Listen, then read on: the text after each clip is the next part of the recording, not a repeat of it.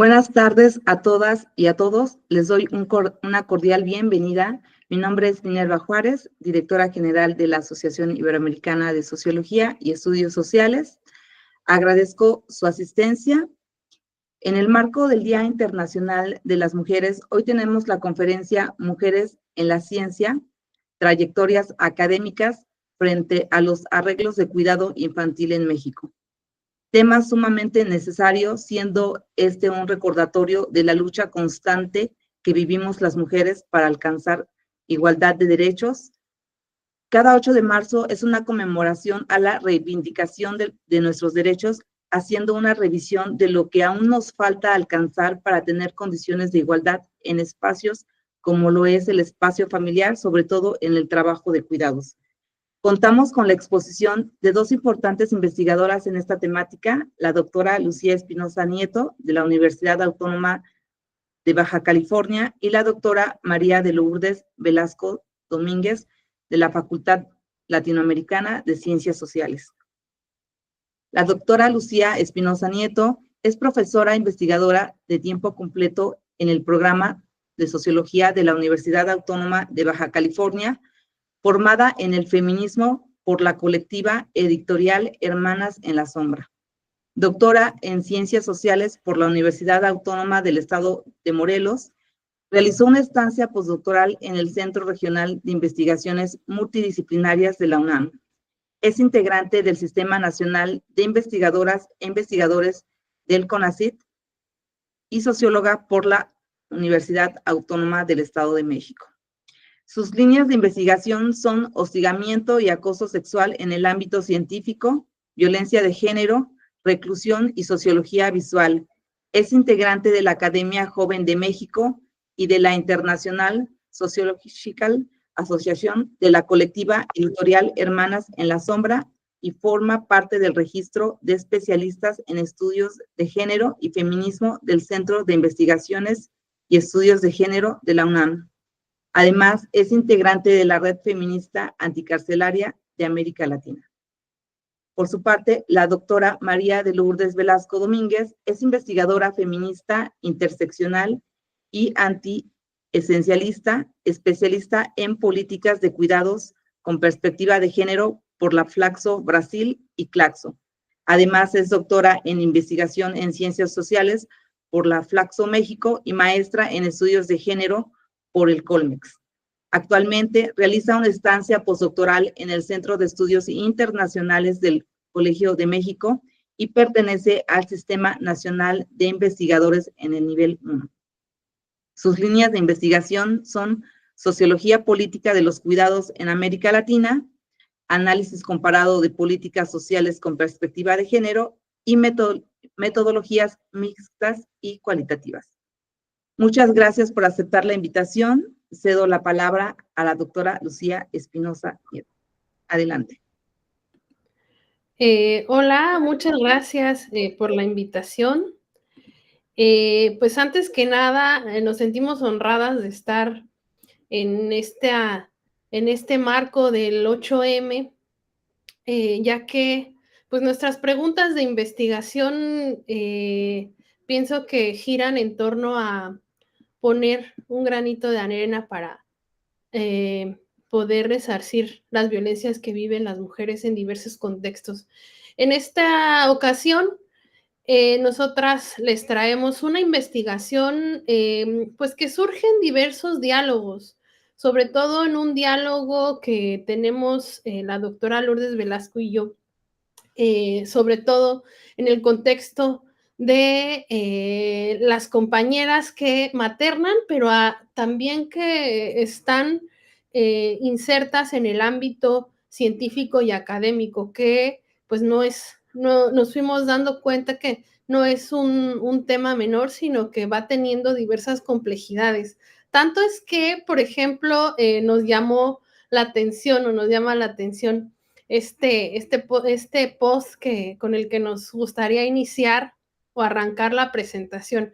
Es un post de un grupo del Sistema Nacional de Investigadores e Investigadoras del CONACYT que se encuentra en Facebook, y una mujer, una científica, pregunta: alguien que sea mamá, ama de casa y además haga esta hermosa labor de la investigación. Quisiera saber sus trucos para poder tener lista la casa y los hijos. Últimamente me siento muy agotada y necesito buscar alternativas para hacer más leve el trabajo en casa. Alguien, por ejemplo, ha usado un lavavajillas, me lo recomienda. ¿Qué otros consejos o foros me recomiendan leer para no morir en el intento y ser ama de casa, además de científica? Y pues vemos que las respuestas fueron 51 respuestas que numeró, que sumó esta, esta provocación, estas preguntas. Daban respuestas desde organizar sus tiempos, analizando la parte del día más productiva, con buenas tazas de café se puede alivianar, pues, eh, tanto, tanto sobre trabajo, sobre esfuerzo, contratar a alguien que limpie la casa. Lo que algunas también decían era reorganizar la visión de ser ama de casa. Entonces, van surgiendo, o esto también nos llevó a preguntarnos que nos encontrábamos en un contexto, en una problemática más compleja de lo que se veía, ¿no? Se veía a simple vista, y es precisamente, pues, ¿cómo hacer para sortear este fenómeno de la maternidad o el maternar, pero al mismo tiempo ser mujer científica y al mismo tiempo avanzar en la trayectoria académica? Un escenario, un contexto que se ha complejizado para muchas mujeres en nuestro país. Ante este escenario y ante este contexto, nos planteamos la pregunta de investigación: ¿cómo se organiza el cuidado de las hijas e hijos e hijes de madres científicas en México? Pero también, por otro lado, ¿qué afectaciones todo esto conlleva en el avance de sus trayectorias académicas? Así, el objetivo de esta investigación, que es una investigación exploratoria, ya que pues parte de datos que nosotras también fuimos colectando en nuestras respectivas investigaciones de postdoctorado en el CRIM, en la UNAM, y pues busca un doble objetivo. Primero, comprender, pero después explicar cómo se va organizando el cuidado, perdón, infantil en el contexto de las mujeres científicas, de aquellas mujeres que también maternan, y reconocer cómo esta organización ha afectado sus trayectorias académicas. Adelante, Lourdes. Gracias, Lucía. Bueno, les quiero contar que el argumento central que tenemos en esta investigación, a partir del cual buscamos responder a nuestras preguntas de investigación, pues se basa sobre todo en la sociología de las profesiones, en los estudios sobre organización social del cuidado y en un enfoque feminista interseccional. Y proponemos que la segmentación y la precarización de las condiciones laborales del campo científico mexicano en su etapa neoliberal, aunado a la insuficiencia de políticas de cuidado, colocan a las mujeres científicas madres en una situación de tensión entre su hábitus científico y su hábitus maternalista. En respuesta, las mujeres y sus familias emprenden arreglos de cuidado diversos que las conducen a trayectorias académicas de interrupción o de continuidad, tanto ascendente como descendentes. Este, digamos que es nuestra principal argumento en el trabajo, y ahora vamos a desarrollar cada uno de sus elementos. Por favor, la siguiente.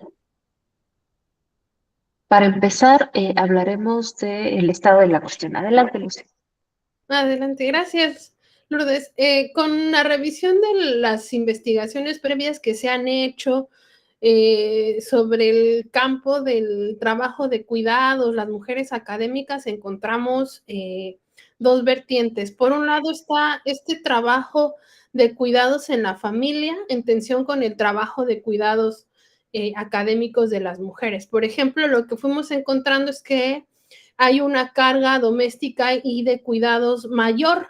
Es decir, que las académicas dedican 2 veces más de tiempo a este tipo de labores. Entonces, aquí vemos en una gráfica cómo las investigadoras por ejemplo, emplean 53 horas a la semana en tareas domésticas y de cuidados, mientras que los investigadores solamente emplean 35 horas.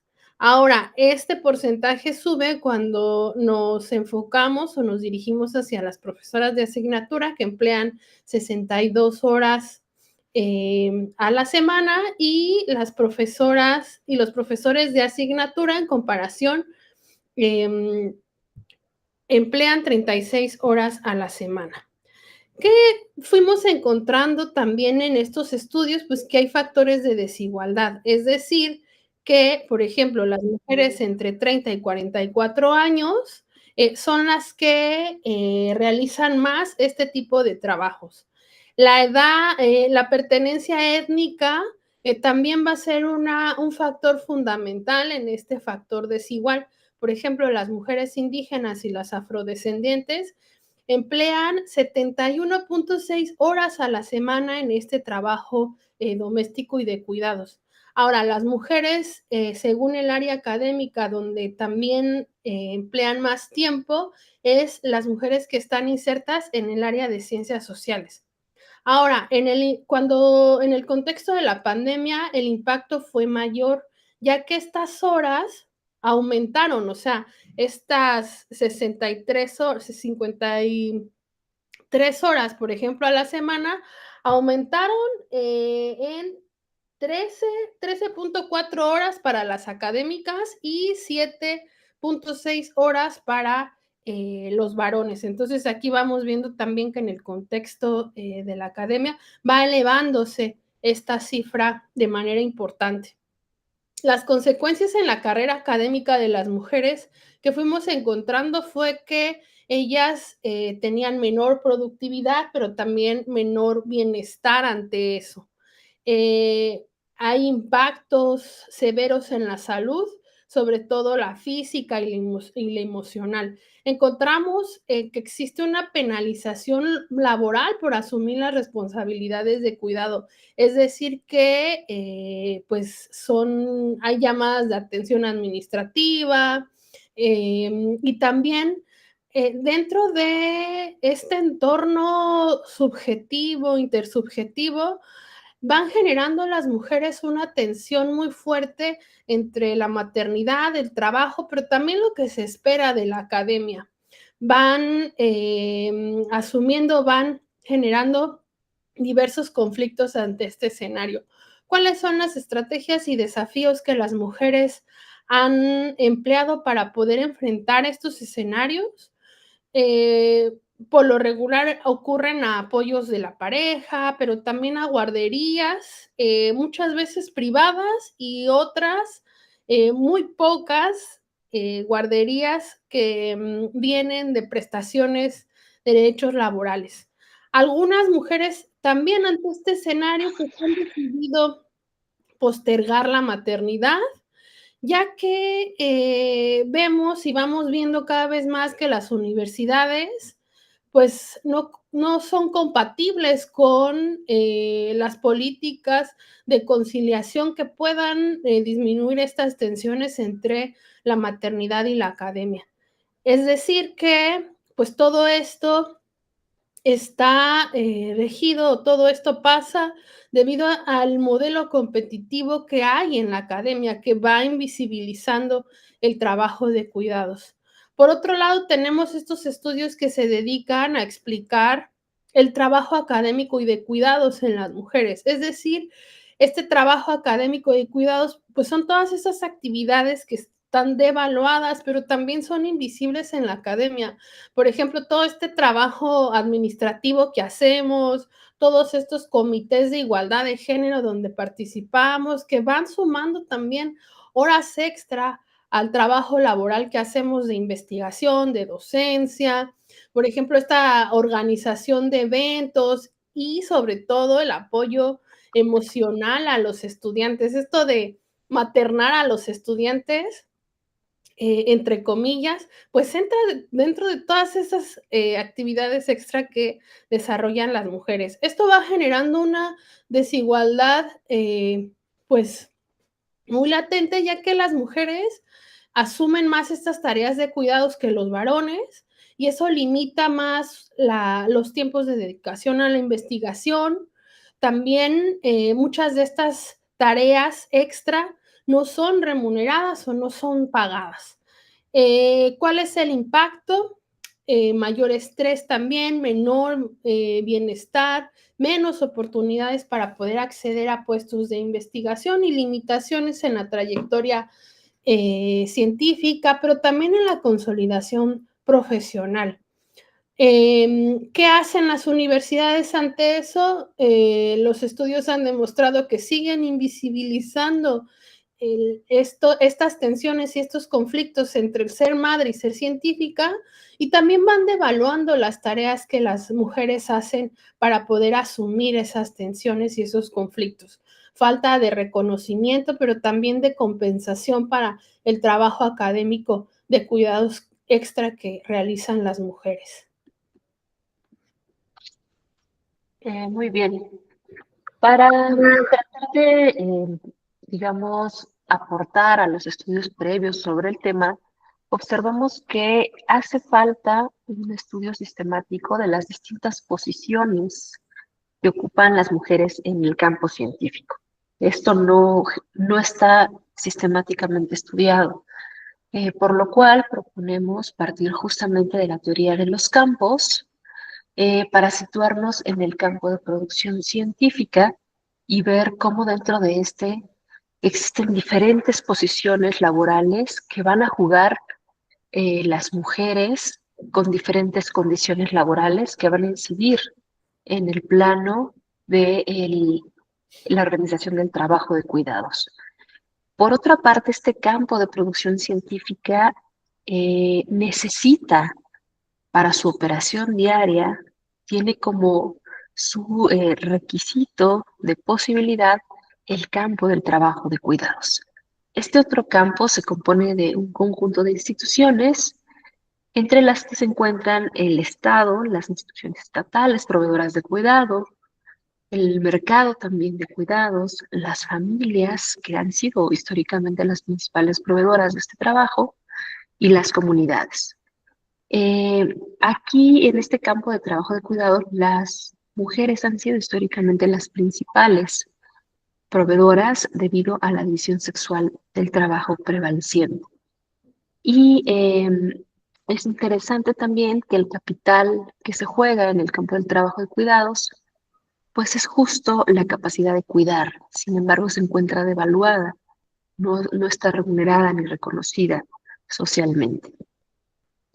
En la confluencia de estos dos campos, observamos que se encuentran las mujeres que han decidido ser madres y están insertas en el trabajo científico.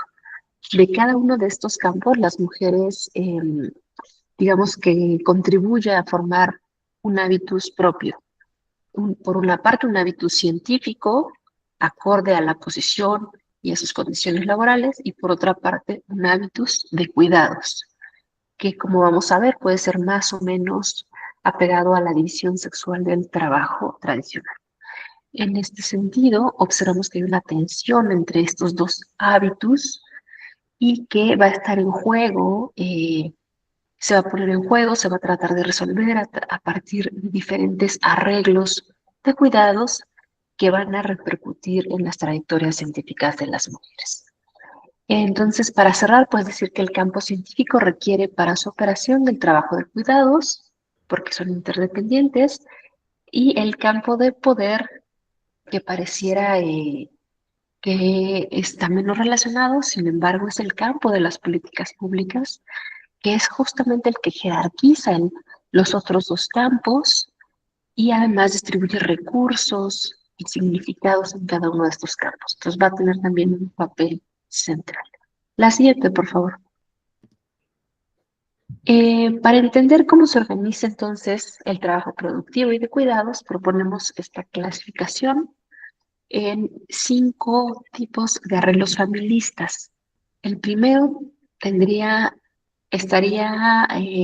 familista igualitario, porque tenemos 2 proveedores y 2 personas dedicadas al cuidado.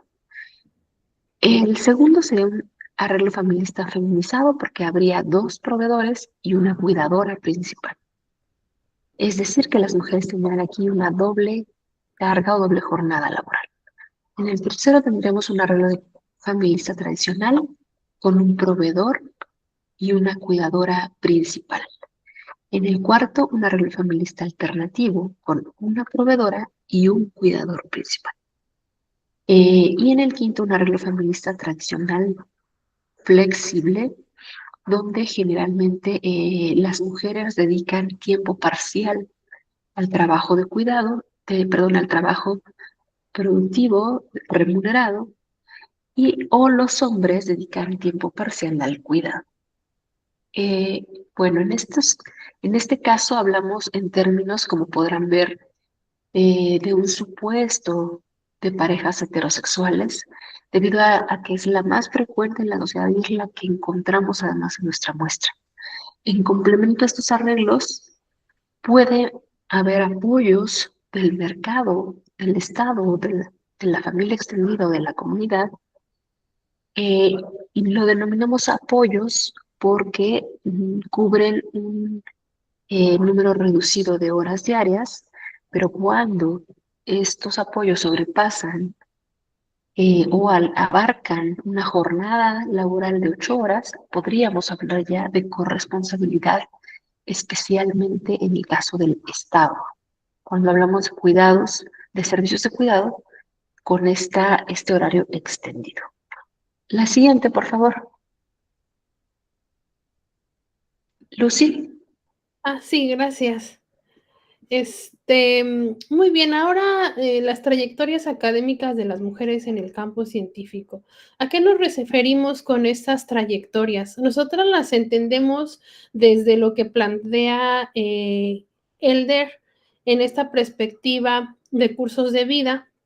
Entendemos la trayectoria como una unidad de análisis que va trazando un recorrido en el curso de vida de las mujeres, sobre todo en la dimensión académica, es decir, empezamos a ver o a mirar la trayectoria desde que ellas inician o se insertan en los estudios de posgrado y que siguen hasta muchas veces el postdoctorado o que se insertan en una plaza como académicas o como científicas. Ahora, también partimos de entender estas trayectorias académicas a partir de lo que plantea Bourdieu, que son trayectorias marcadas por ventajas y negociaciones de capital intelectual, simbólico, pero también material.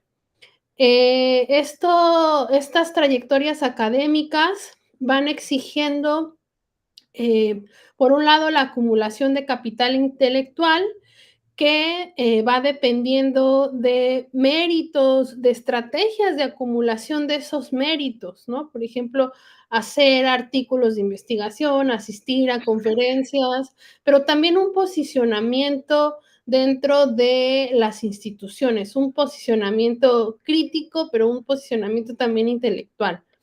Lo que menciona Bourdieu ahí es que pues el éxito académico, es decir, el éxito de esta trayectoria y lo que va a definir su avance y su desarrollo, pues va a ser la construcción de redes sociales, redes científicas alrededor de esta trayectoria y también el manejo de una clientela académica, es decir, qué tan afianzadas tengamos esas redes académicas dentro del quehacer científico. Eso también va a determinar el éxito.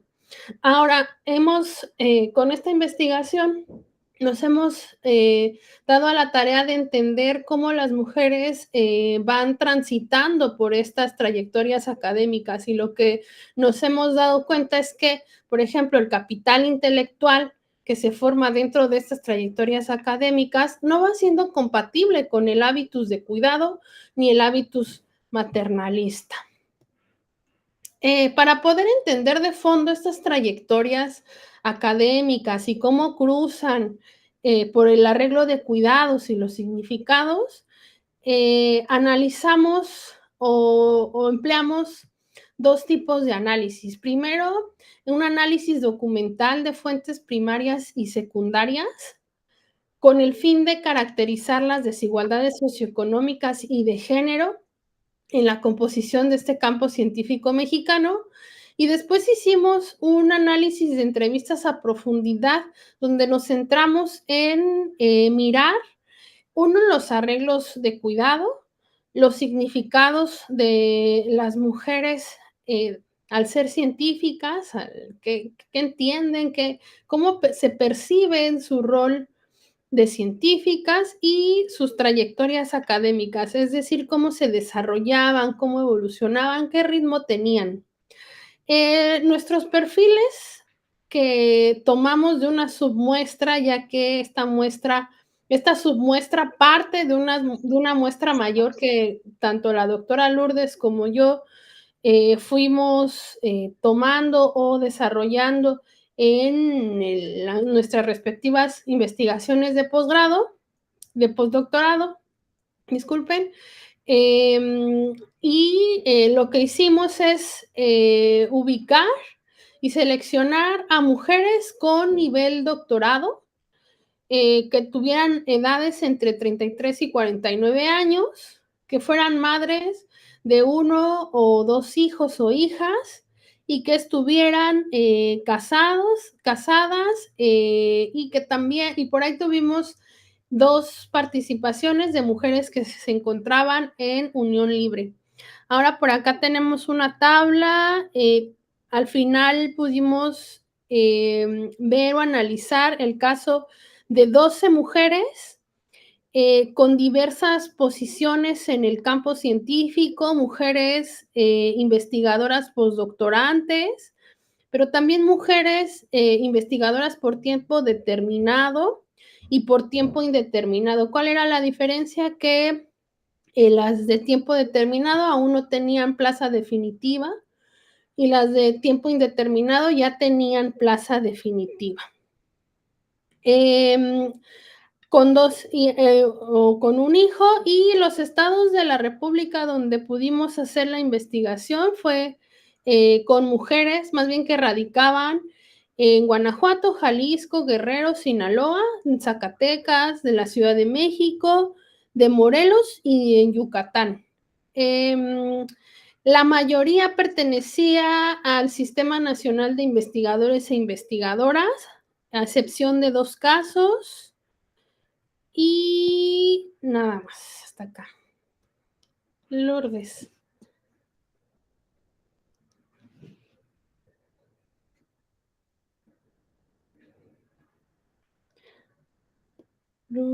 ¿Andas por ahí, Lourdes?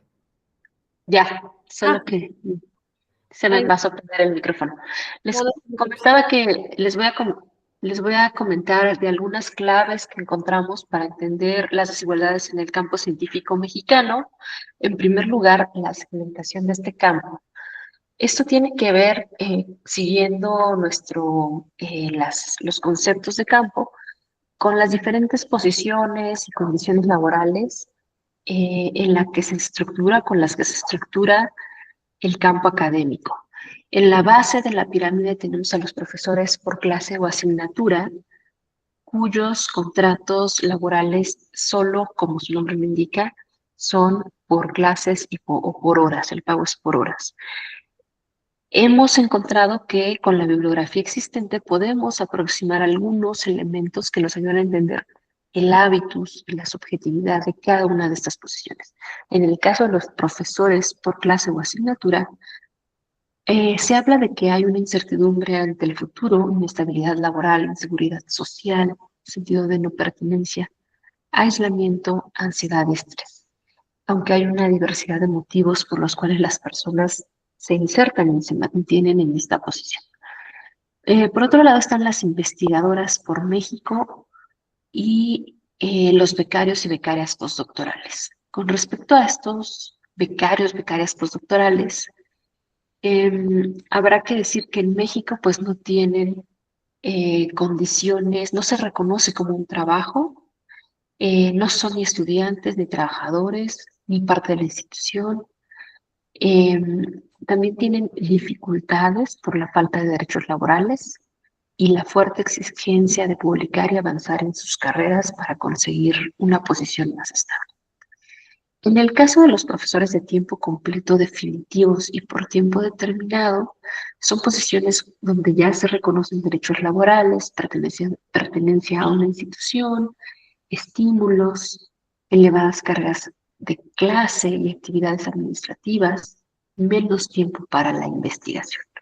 Y aquí habrá que decir que en el caso de estos profesores que están contratados por tiempo determinado, hay una presión y una angustia fuerte también por publicar y cubrir los requisitos y estándares que les permitan conseguir su definitividad. Aproximándonos ya a la cima de la pirámide, tenemos a los investigadores e investigadoras de tiempo completo definitivos y por tiempo determinado. También es una posición donde se reconocen derechos laborales, estímulos, pertenencia a la institución, pero que se diferencia del anterior porque el tiempo que se dedica, que se les permite hacer investigaciones mucho más amplio que en el escalón anterior. Y sucede lo mismo cuando se encuentran estas personas investigadoras por tiempo determinado, hay una fuerte presión por cumplir los estándares y requisitos que les permitan avanzar hacia el siguiente nivel, que es la definitividad. Y finalmente tenemos a un sector que los estudios en la materia los denominan como élite académica, que serían aquellos investigadores o investigadoras con un que pertenecen al Sistema Nacional de Investigadores en México, con un nivel 2 o 3, son de alto rendimiento, orientación meritocrática y operan bajo este sistema de estímulos. Aquí habrá que decir que este sistema, pues digamos, tan segmentado o estratificado, va a condicionar muy fuertemente las posibilidades y las formas en que se organiza el trabajo de cuidados en el caso de las mujeres científicas que han decidido ser madres. La que sigue, por favor.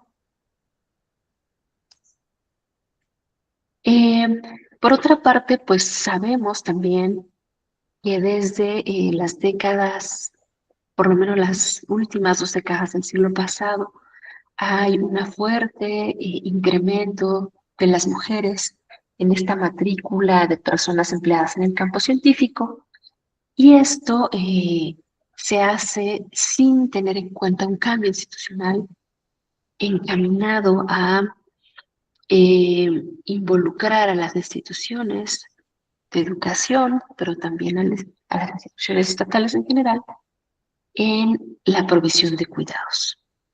Y esto lo menciono porque vamos a observar que los estudios afirman que principalmente debido a esta doble carga de trabajo científico y de cuidados, son las mujeres en la ciencia las que siguen manteniendo brechas de género que las colocan en desventaja.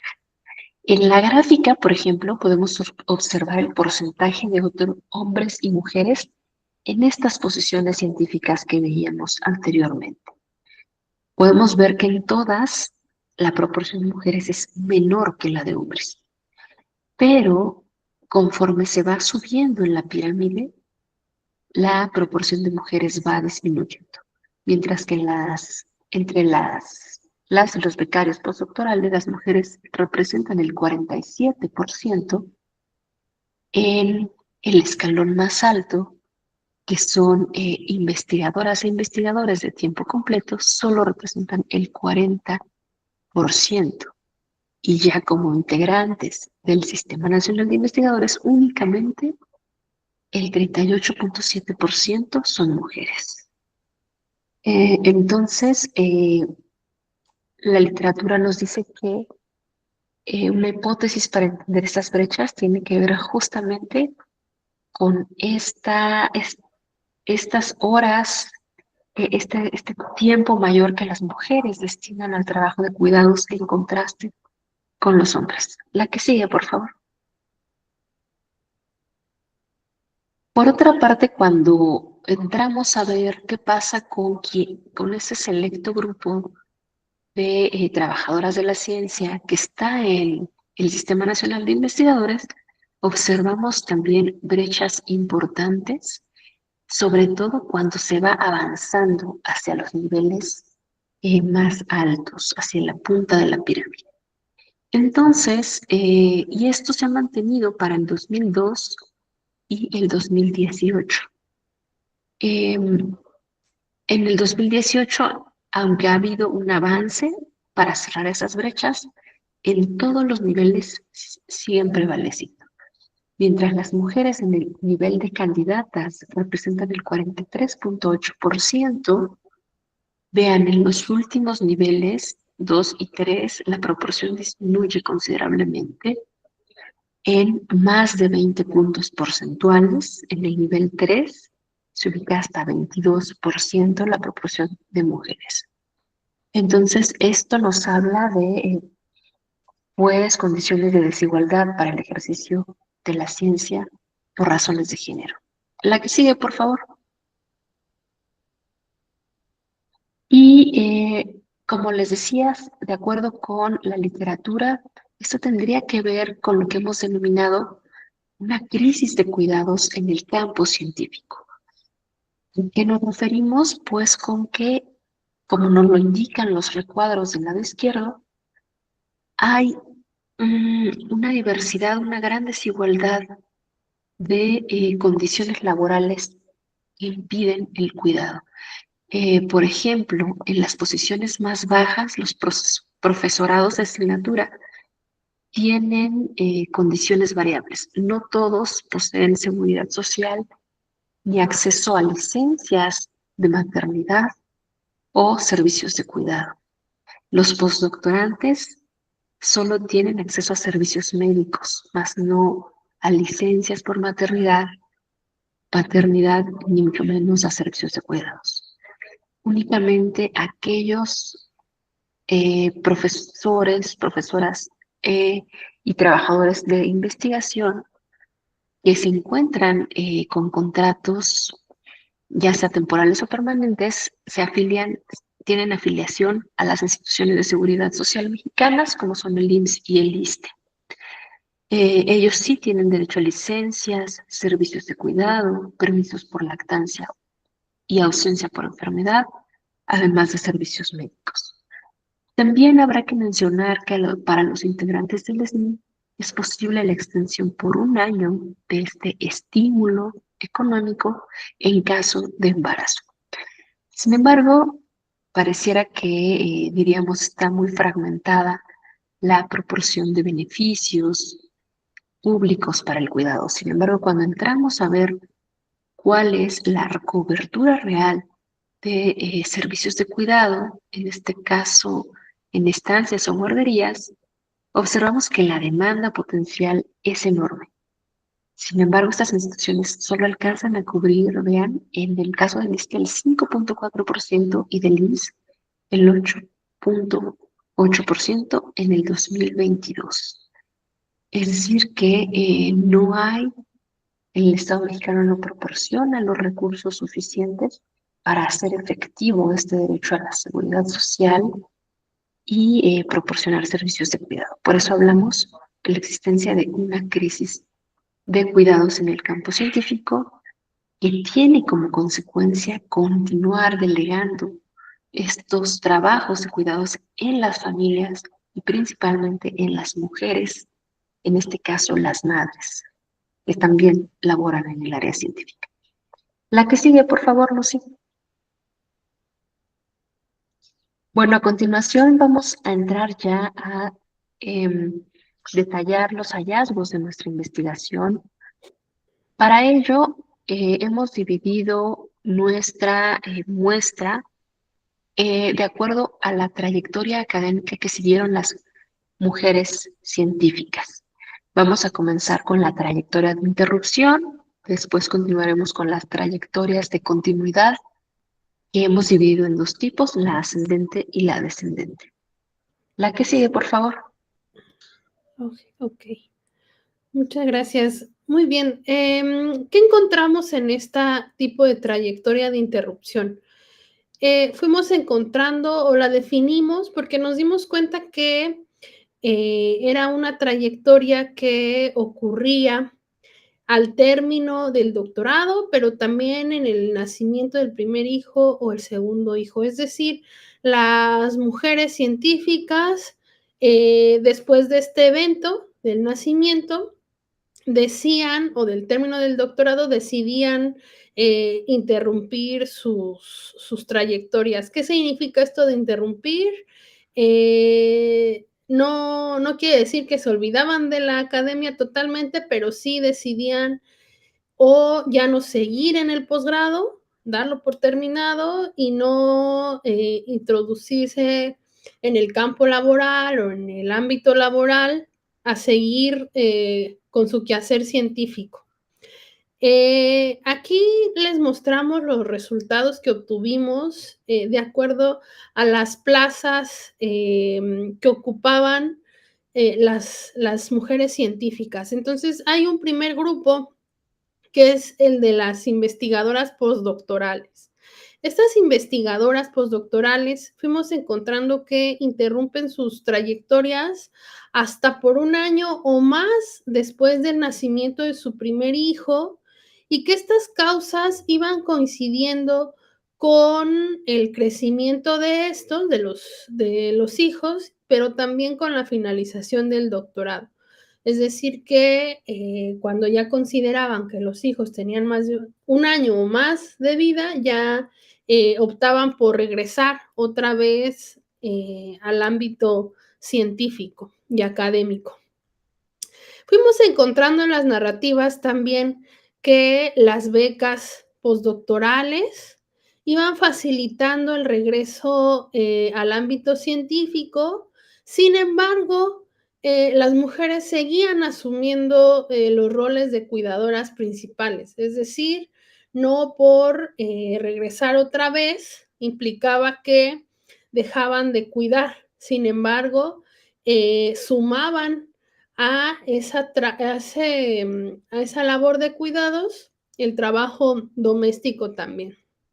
Ahora, muchas de las narrativas lo que nos fueron mostrando fue que la pertenencia de estas mujeres a la academia dependía de sus redes de apoyo, es decir, de el apoyo de la familia extendida como madre, padres, hermanas, hermanos, pero también con las responsabilidades de cuidado que recaían en estas redes.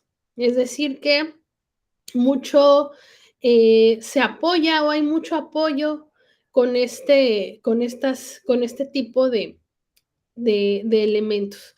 Ahora, las políticas de cuidado, fuimos encontrando, como ya lo mencionó Lourdes en la lámina anterior, de acuerdo a las políticas, políticas laborales a las que pueden acceder estas mujeres insertas como investigadoras postdoctorales, pues encontramos que no había o eran casi inexistentes los apoyos institucionales también. Y en casos donde sí había, por ejemplo, lactarios o guarderías, pues eran muy limitados y eran también inadecuados, mencionaban algunas.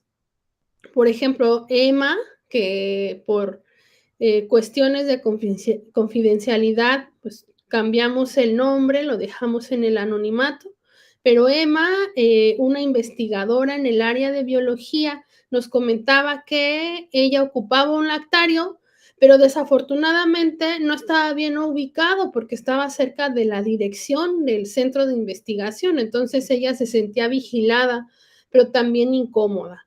En este grupo de estudio de las investigadoras postdoctorales, también se puede ver un conflicto entre el hábitus científico y el hábitus de cuidados.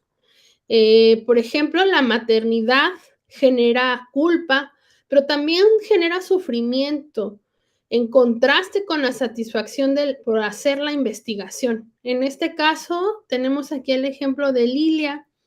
ella nos comentaba, hago esto, o sea, la investigación para subsistir, pero la verdad lo disfruto mucho. Siento que no es justo que yo disfrute tanto si mi hijo está sufriendo. Entonces, hay culpa también por desarrollarse en el ámbito científico, pero no hay una suficiencia, no hay un sentido de suficiencia cuando se equipara con el trabajo de cuidados, con la maternidad. En el caso de Ingrid, por ejemplo, aún siendo proveedora principal, también asumía tareas domésticas y de cuidados, como en el caso de diversas de nuestras entrevistadas en este grupo de las investigadoras postdoctorales.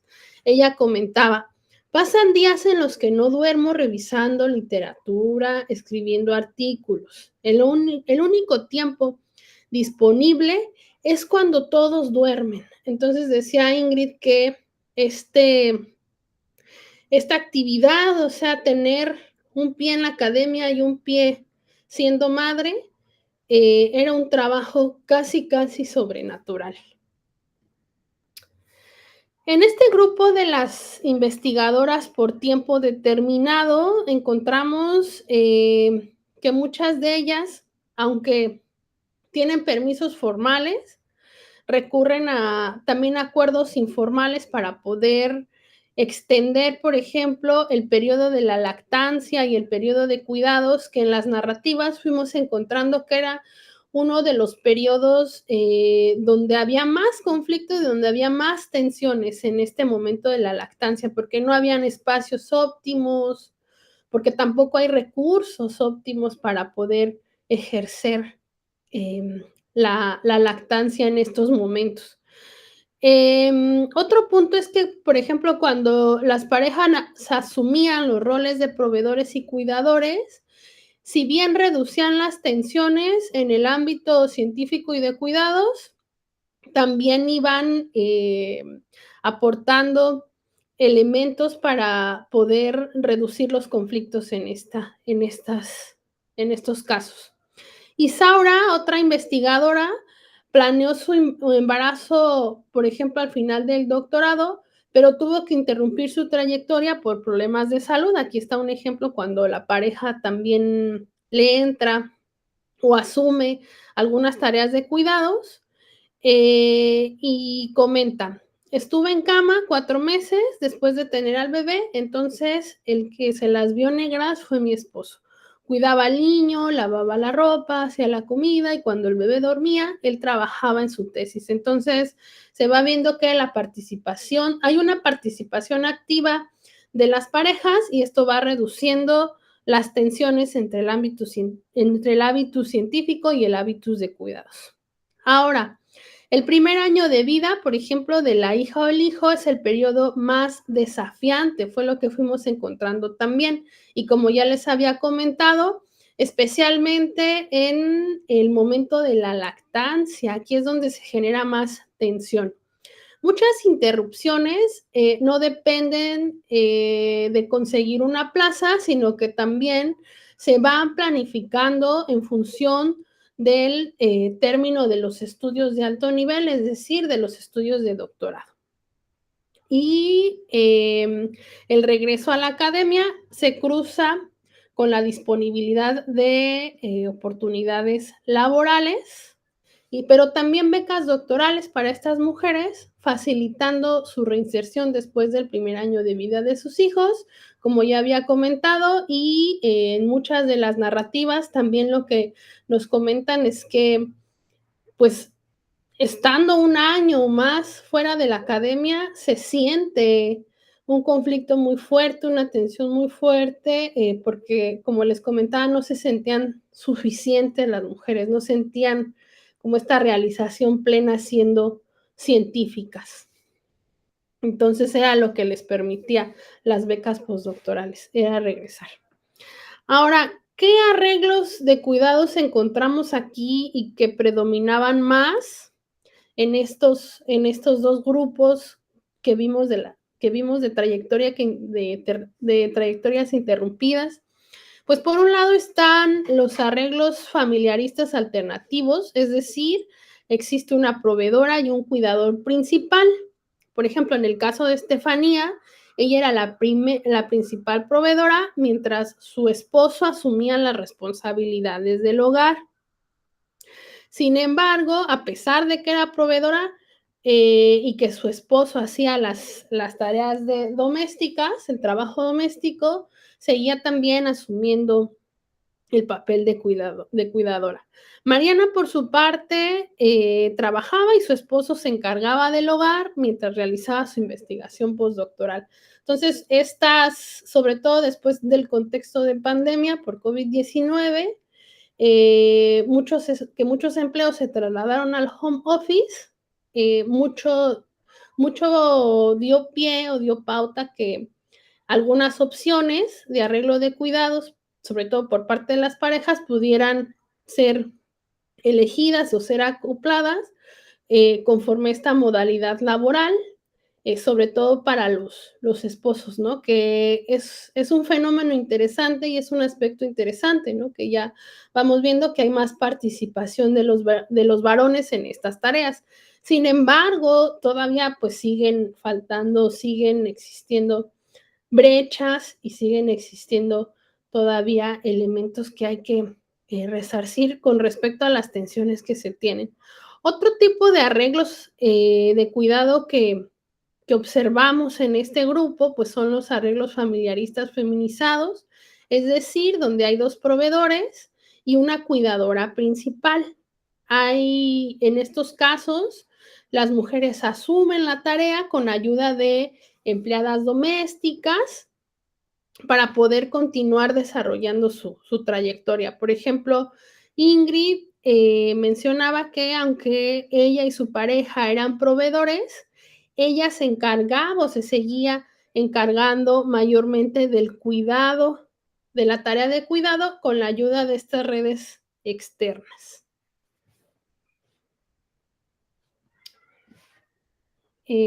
Muy bien, ahora vamos a explicar las trayectorias de continuidad. Como ya les había comentado la doctora Lourdes, se dividen en estos dos tipos, descendente y ascendente. En este caso se trata de trayectorias donde continúa, digamos, las mujeres, a pesar de ser madres, tener esta nueva responsabilidad de cuidados, continúan su trayectoria académica. La que sigue, por favor. En nuestra muestra solo tuvimos un caso con esta característica de continuidad, le llamamos descendente, porque esta persona pasó de ser investigadora por tiempo indeterminado, investigadora de tiempo completo con un contrato por tiempo indeterminado, a ser profesora de asignatura, que es, digamos, el nivel más bajo de la pirámide. Rosa es doctora en ciencias biomédicas de 43 años, experimentó un fuerte conflicto entre su hábitus científico y su hábitus maternalista, que le denominamos intensivo, siguiendo la bibliografía en la materia, que nos indica que es un ejercicio, se caracteriza este hábitus por un ejercicio de la maternidad muy preocupado por cubrir todas las necesidades del bebé, tener una preparación científica, rigurosa, a través de cursos, lectura de libros, investigación en internet, de todo lo que necesita un bebé y tratar de cubrir al 100% sus necesidades. Esta cita de la entrevista con Rosa nos puede dar un ejemplo de este conflicto entre el hábitus científico y el maternalista. La voy a leer. Sentía que no podía manejar tantas situaciones, mi vida de pareja, mi vida de mamá, el pensar en mi bebé, en si estaba bien o no, y luego despejar todo eso para poder concentrarme en las labores que tenía que hacer. Tenía que cumplir con mis productos para entregarlos y no verme afectada en que me fueran a despedir. No era fácil concentrarme para trabajar y sacar todos mis productos de trabajo. El dicho de deja tu situación afuera del trabajo, lo de la casa en casa, no es así. sí afecta toda la situación familiar, personal que estás viviendo. Sí te afecta en el trabajo. Sin embargo, pues más bien iba al día, priorizando lo que tenía que entregar ya. En este caso, pues es muy claro cómo lo que ocurre en el plano personal, estas nuevas responsabilidades de cuidado afectan directamente las decisiones que se toman en el campo científico. Finalmente, Rosa decidió renunciar a su trabajo de tiempo completo y comienza a buscar trabajo. Solo encuentra trabajo como profesora de asignatura, dado que le permite tener tiempo para cuidar a su bebé. Ella mantiene un arreglo de cuidado y trabajo remunerado tradicional, flexible, dado que ella trabaja por un periodo muy reducido de horas, es la principal cuidadora, y mientras ella trabaja es su pareja la que cuida del bebé. Ella siente una fuerte angustia por su precariedad laboral, dado que le preocupa mucho su jubilación y cómo conseguirá pagar la hipoteca de su departamento. La que sigue, por favor. Otro tipo de trayectoria es el de continuidad ascendente. Siguiente, por favor. En este caso, las mujeres logran avanzar hacia niveles superiores de la pirámide. Un grupo importante de investigadoras postdoctorales, que como observamos son las que poseen las peores condiciones laborales, gestionan permisos informales para cuidar a sus bebés después del parto, dado que no tienen seguridad social reconocida. Solamente en un caso de una postdoctorante en los Estados Unidos se le reconocieron formalmente 3 meses de licencia.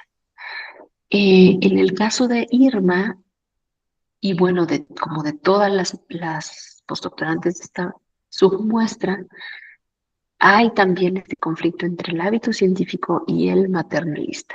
Irma comenta, yo creo que tuve depresión postparto, entonces yo estaba realmente muy frustrada, o sea, estaba muy contenta por el bebé, pero me sentía muy frustrada, porque pues mi cabeza no me daba mucho, ni siquiera para hacer análisis.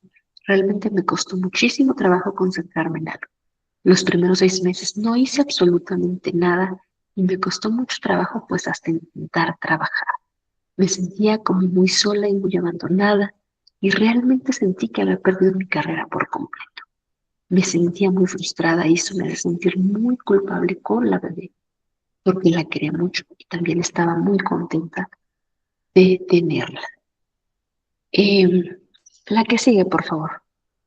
¿Cómo hacen esta submuestra, este grupo para enfrentar este conflicto en sus hábitos que, como sabemos, viene dado, como explicamos previamente, por estas condiciones institucionales adversas?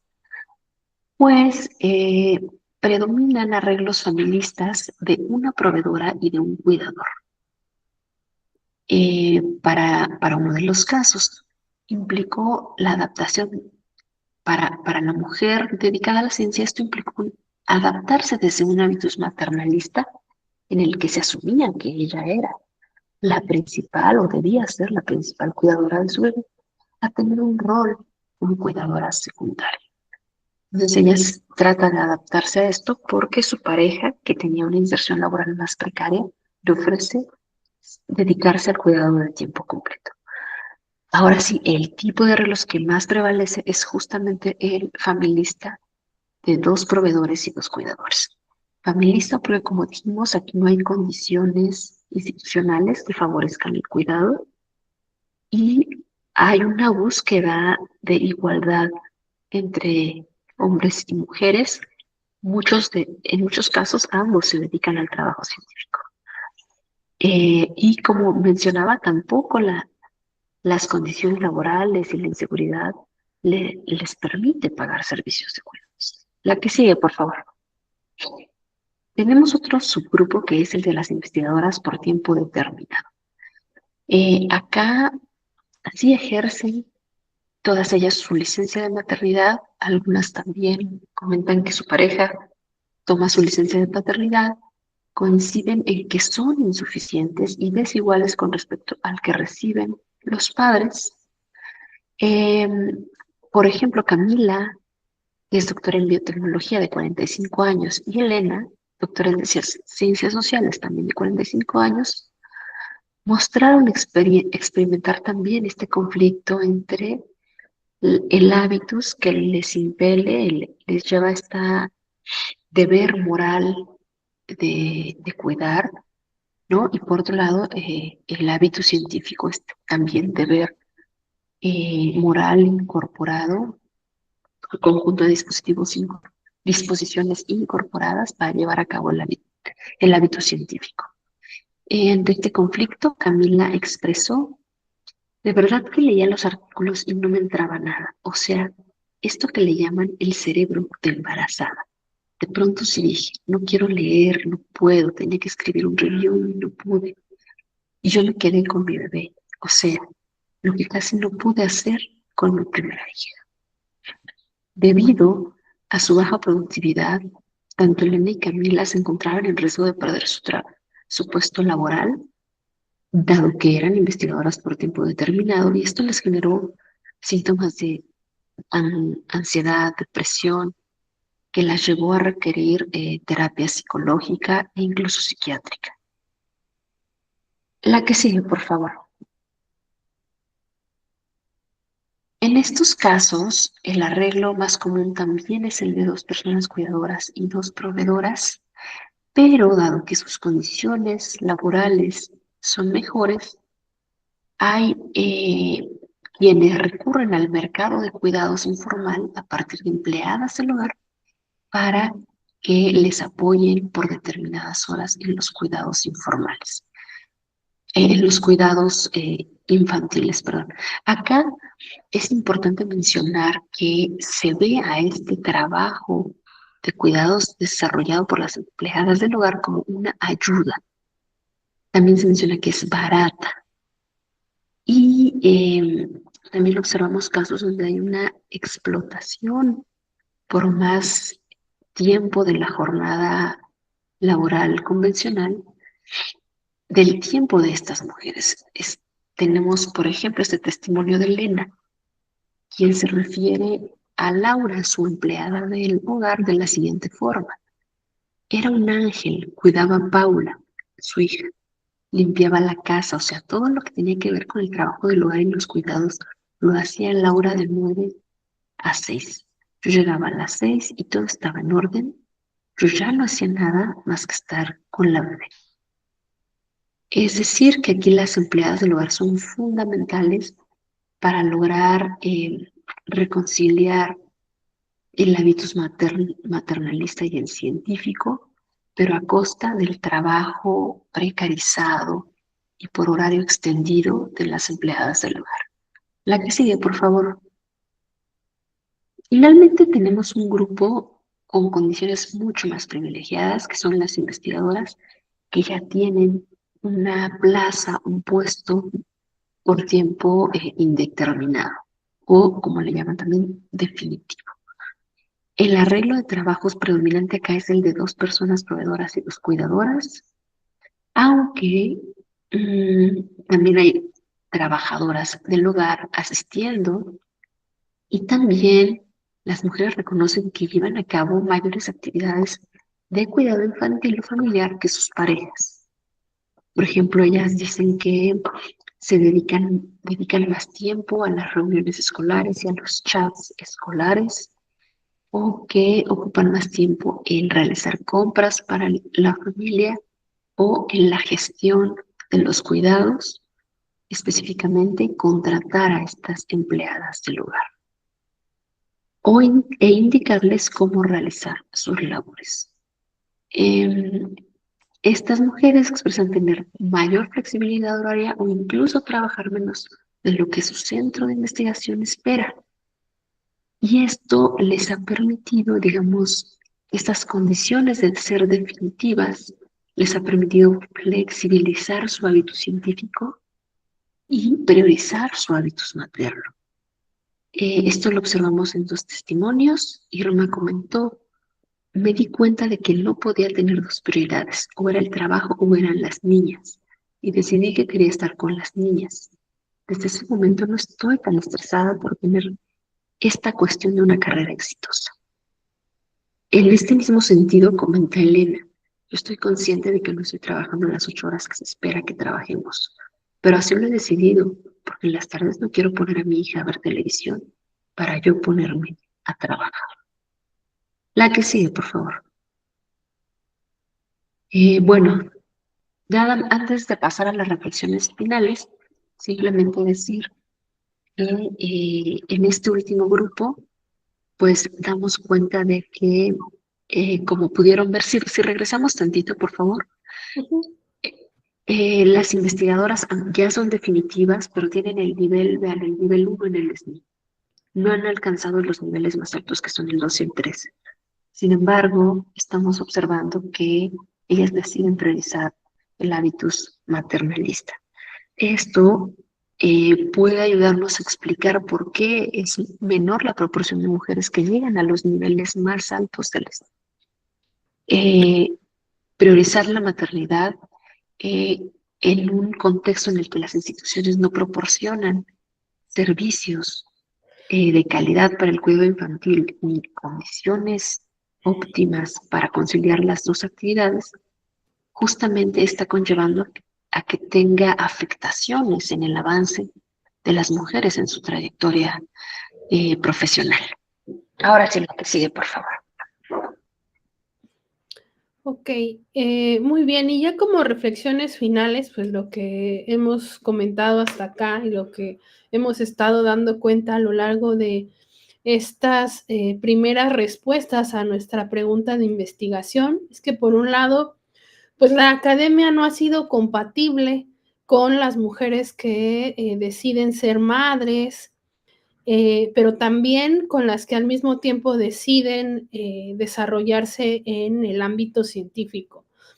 Ya que, por ejemplo, la maternidad pues impacta de forma muy importante en las trayectorias académicas y va generando, como lo vimos en estos dos grupos, interrupciones, pero también estrategias de continuidad. Ahora, el campo científico mexicano presenta una tensión constante en el tema de cuidados cuando se trata de mujeres que maternan. ¿Por qué? Porque la carga, como lo hemos demostrado acá, va siendo desproporcionada para las mujeres. Y lo que pone en cuestión es pues este conflicto que hay entre el habitarse como científicas y habitarse como madres y los arreglos que hay en torno a eso.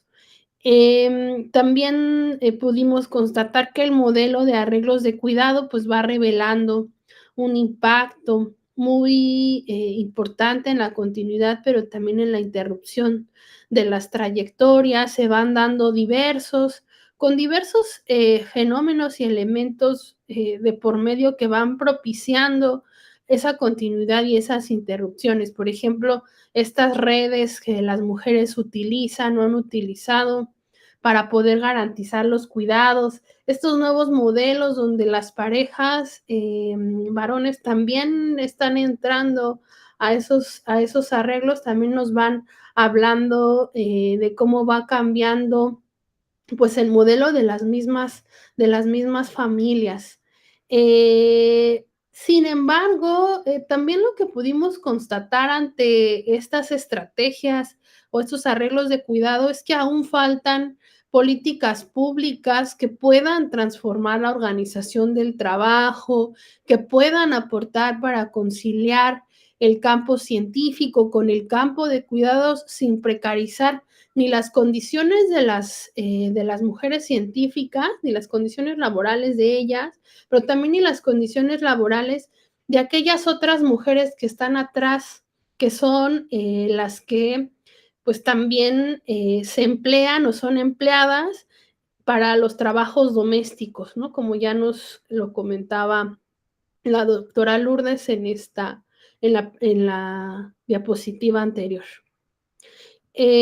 Muy bien, bueno, pues les dejamos hasta aquí los avances de esta investigación que sigue en curso, de esta investigación que es exploratoria y que pues busca entender las características de estos arreglos, y pues seguimos trabajando en la búsqueda por más respuestas que nos lleven a poder establecer algunos elementos hacia las agendas de política pública en estos espacios, porque creemos que necesitamos más mujeres haciendo ciencia. Muchas gracias.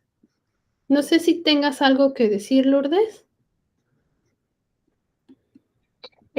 Pues simplemente agradecer a la asociación que nos invitó a impartir esta conferencia, invitarles a seguir reflexionando y trabajando a favor de que cada vez haya más mujeres en la ciencia, y creo que para lograr esto es primordial impulsar políticas integrales de cuidados, o mejor conocidos como sistemas integrales de cuidado. Entonces creo que esto es un pendiente histórico